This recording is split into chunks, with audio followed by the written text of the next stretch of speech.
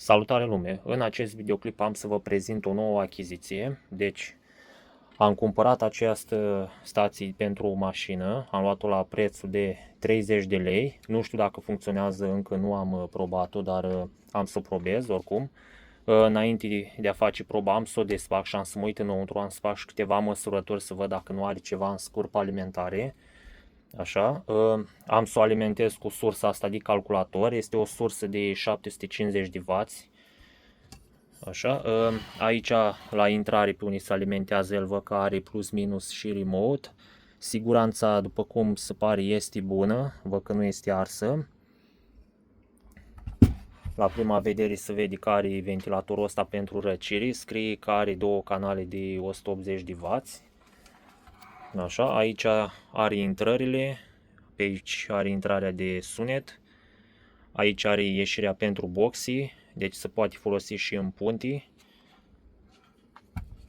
Pe verso are capacul ăsta așa făcut, deci după cum se vede, bănuiesc că trebuie desfăcut partea de deasupra, deci are astea 6 șuruburi, așa, deci acum am să o desfac și am să vă arăt și vouă cam ce este înăuntru, pentru că nici eu nu știu.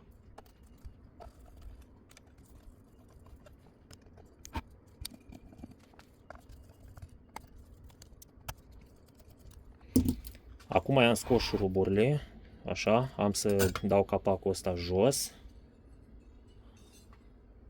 La capacul ăsta văd că are multă negreală, deci aici în zona asta a ventilatorului.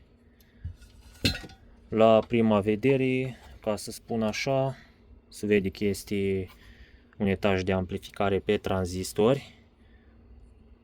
Numai că are foarte mult praf și am să-l suflu, așa văd că are și ventilatorul ăsta de aici, de la Summon.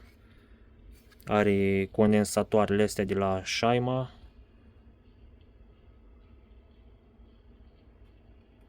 Deci este pe 4700 de micro pe 35 de volți. Probabil că tensiunea de alimentare este undeva la 2 ori 30 de volți. Aici pe intrarea de 12 volți are două condensatoare de 1000 de micro. Aici are tranzistorii de comutație și după cum este conotat pe placă, tranzistorii ăștia sunt niște bipolari. Aici are integratul ăsta de control, care nu prea se vede.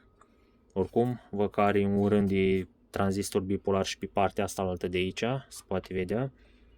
Acum am să mă duc să o suflu de praf și am să vă arăt amplificatorul mai curat, spun așa, pentru că este murdar și nu prea se vede clar. Acum i-am desfăcut și capacul pe verso, deci se pot vedea și lipiturile. Așa, după părerea mea, are niște lipituri sănătoase și cam așa trebuie să făcute la amplificatoarele astea de mașină. Dar văd că mai are și niște lipituri ciudate pe aici, cred că le puteți vedea și voi, așa. Deci cam așa arată. Oricum am să refac lipiturile astea care se văd așa mai ciudat și am să-i pun capacul înapoi. Oricum capacul ăsta l-am desfăcut mai mult din cauza că a fost lovit și l-am văzut așa îndoit și oricum vreau să-l îndrept. Pericolul putea să fie, spre exemplu, putea să atingă zona asta de aici, de comutații, și dacă atingea în zona asta intra în scurt.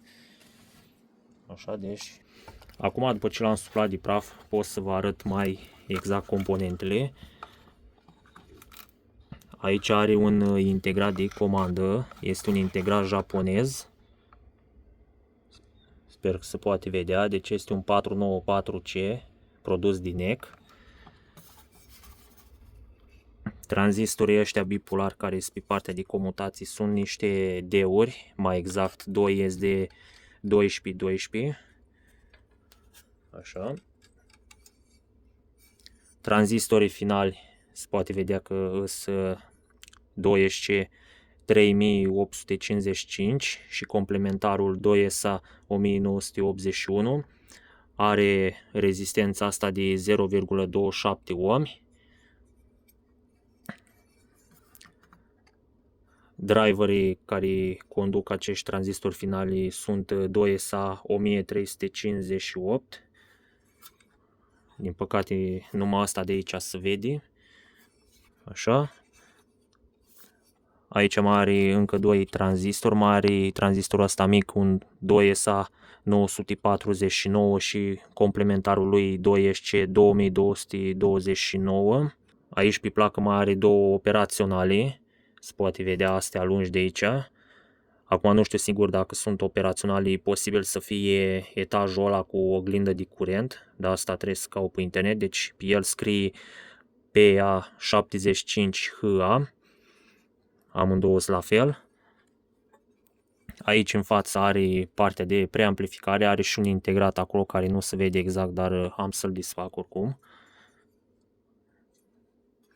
Așa că acum am să trec la măsurători. Am să folosesc aparatul ăsta de măsură, am să-l setez pe funcția buzzer. O apărut, așa. Am să-l pun în partea asta. Ating tastele ca să verific dacă funcția este setată. Și acum am să pun o tastă pe un colector și o tastă pe celălalt colector. Așa, după cum se vede, aparatul încarcă condensatorii.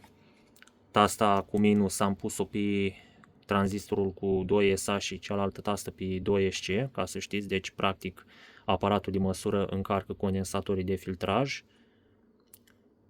Acum văd că îmi arată că totul este în regulă, deci practic nu am scurt circuit pe sursa de alimentare. Acum vreau să verific partea de alimentare pe unde se conectează bateria.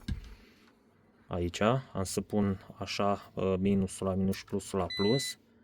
Se pare că aparatul reacționează la fel. Siguranța este bună, normal, dacă era ars atunci nu mai încărca nimic. Condensatorii ăștia nu prea îmi plac mie cum stau aici pe placă, zici că o mai umbla cineva înăuntru și o împins un condensator din ăsta.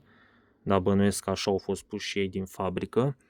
Acum am să alimentez acest amplificator. Am să conectez firele de alimentare aici în spate. Prima dată am să încep cu firul ăsta, cu minusul.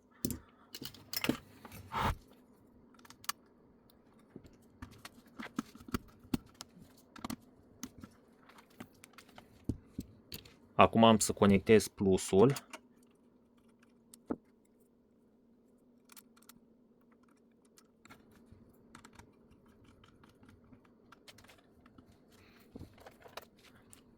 Acum am să-i conectez sârma asta ca să pot să-l pornesc. Tot timpul remote-ul vine pe plus, ca să spun așa.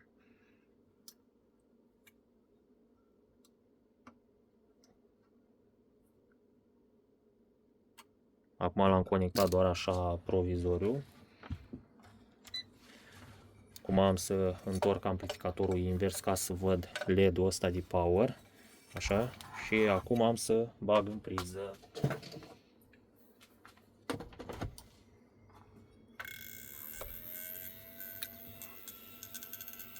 Se pare că a pornit. S-aude și ventilatorul ăsta cum face, deci face foarte urât. Dar bagă foarte mult aer. Așa. Acum am să fac niște măsurători. Am să setez aparatul pe volți curent continuu și ca să vadă mai clar o să trebuie să-l poziționez într-un fel, oricum. Am să-l poziționez aici și am să măsor între colectorii de pe tranzistorii finali. Uitați cât îmi indică, 64 de volți. Asta înseamnă o alimentare simetrică de 2 ori 32 de volți. Și condensatorii sunt pe 35 de volți bucata, ceea ce mi se pare că e cam la limită, dar dacă o funcționa până acum înseamnă că va funcționa și de acum încolo.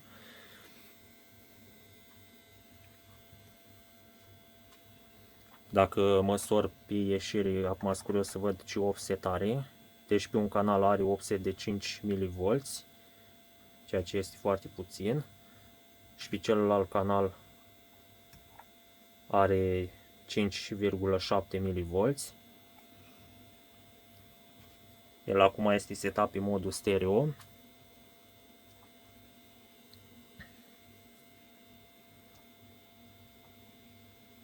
Până la urmă urma am să-l setez pe modul mono și după cum se pare văd că este funcțional, așa că am să conectez un difuzor pe ieșire și am să-l conectez în modul puntii ca să văd că așa cam cât duce, pentru că sunt curios puțin să văd cât duce.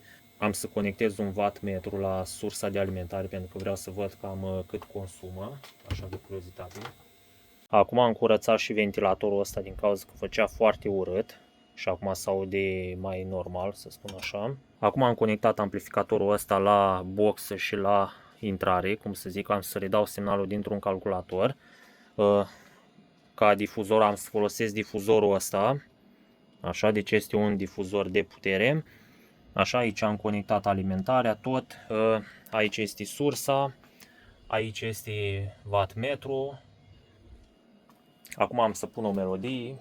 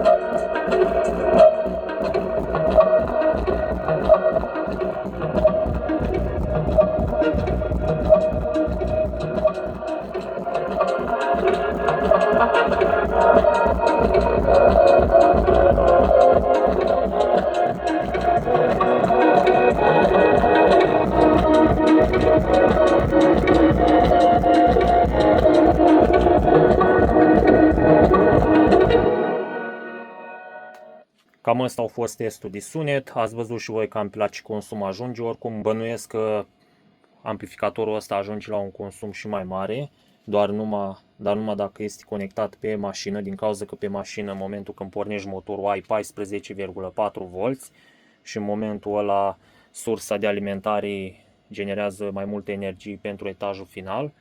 Așa, aici în momentul de față am doar 12V constanți, așa. Acum am să-l trec pe măsurătoare, adică am să conectez la osciloscop, am să folosesc o rezistență de 4 ohmi și generatorul de semnal. Acum am conectat stația la rezistența asta de 4 ohmi, la rezistență am conectat osciloscopul, așa, și generatorul de semnal l-am conectat la intrare aici pe mono. Așa, bineînțeles că eu am să fac măsurătoarea doar pe un singur canal. Acum am să îi dau drumul, deci l-am reglat așa, vedeți voi la 400 de mV. Trebuie să-l dau mai încet. Am să dau volumul la minim, deci se poate vedea acum. Am să ajustez volumul din stație. Deci volumul crește foarte repede.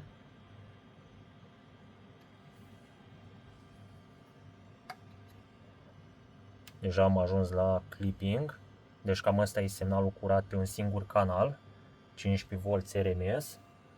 Uitați și consumul de la rețea. Așa. Acum am să-l dau mai încet și am să fac un test pe pătrat. Așa. Se pare că slew rate-ul, sau mai bine zis timpul de răspuns, este undeva la 20 de microsecunde. Deci este foarte mare comparativ cu alte amplificatoare. Dacă scad semnalul mai mult sau dacă ridic, deci cu cât măresc semnalul, cu atâta crește și timpul de răspuns. Acum am să scad curentul din generatorul de semnal. Așa, deci l-am scăzut și Acum tot 12 mi-arată. Asta înseamnă că amplificatorul ăsta nu prea se încadrează el la audiofilii, să spun așa, adică timpul de răspuns este cam neadecvat, dar este suficient pentru un subwoofer oricum. Așa. Da, deci amplificatorul ăsta funcționează până în cazul de față și cam ăsta e testul. Alte teste nu prea mai am ce să-i mai fac. Până la urmă am desfăcut și bordul ăsta de comandă, așa că acum pot să arăt ce piese are. Are operaționalul ăsta 4558, sper că se poate vedea, așa, este un operațional banal și mai mult cred că de asta amplificatorul ăsta este așa de lent. Bănuiesc că dacă aș pune un NIE 5532 ar funcționa mai bine, dar oricum și tipologia asta care este în acest amplificator nu e ceva chiar cine știe ce. Așa, deci, da, cam ăsta este amplificatorul, ca să spun așa. Dacă vă place acest tip de conținut, puteți să vă abonați la canal sau să lăsați o apreciere. Eu am să mai postez și alte videoclipuri. Dacă ați vizionat clipul până la capăt, atunci vă urez numai bine.